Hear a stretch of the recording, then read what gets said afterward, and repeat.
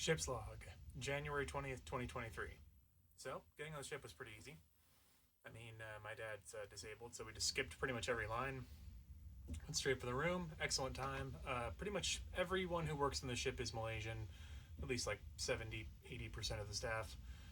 They all speak great English, extraordinarily friendly, aggressively friendly even. They'll clean things up the moment you walk away, that sort of thing. I'm very much not used to that. So it's been a good time so far. I had 4 different beef dinners yesterday. I had, it was Penang curry beef, beef stroganoff, which was my dad's food, but then he wanted to swap with me because he didn't like, or we both wanted to swap food because he didn't like his, and I thought mine was okay.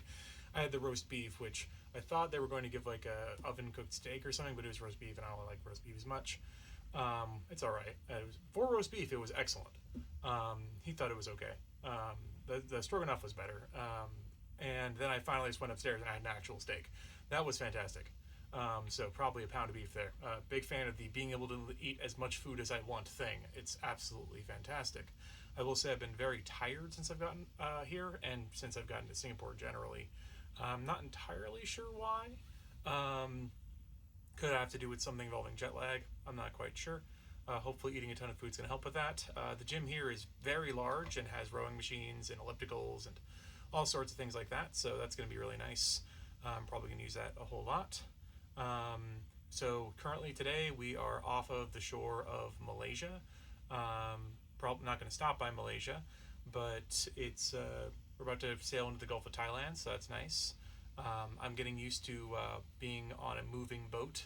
It still feels kind of like I'm on an airplane, except the fact that I can obviously go outside, which is a big difference. I think it has like a negative air pressure system or something like that. It definitely feels very inside of airplane-y. It's wonderful being able to get huge quantities of food whenever I like, and of generally very good quality. I would say pretty much everything they serve on the ship is what I would call like B quality. Like, it's not the best thing I've ever had, but it's also, none of it's bad. Like, it's all either like good or very good or kind of good.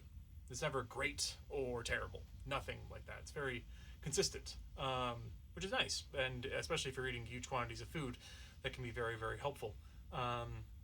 Breakfast is also lovely. I'm still trying to find the crave station. That's somewhere on the ship. I finally found the way to get to the front of the ship, where I can, look off the bow and that sort of thing.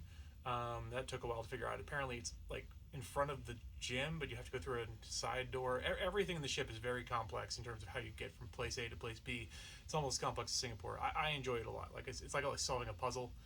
So yeah, in general, I've been having a pretty good time here in terms of vacation stuff.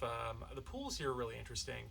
They're all pretty small, and they have like they're not very deep. They're usually about 4 or 5 feet deep, about the size of a house swimming pool. There's 2 of them, and the reason why is because they actually have this space about 6 feet across, in a circle around it. And the reason why is because there are waves in the pool. It's because the boat's moving. So the bigger the pool, the bigger the waves. So they can't make it bigger than a certain size. It's very interesting to watch the waves moving around the pool as the boat moves forward. It's a very interesting physics phenomena. So yeah, in general, having a good time here.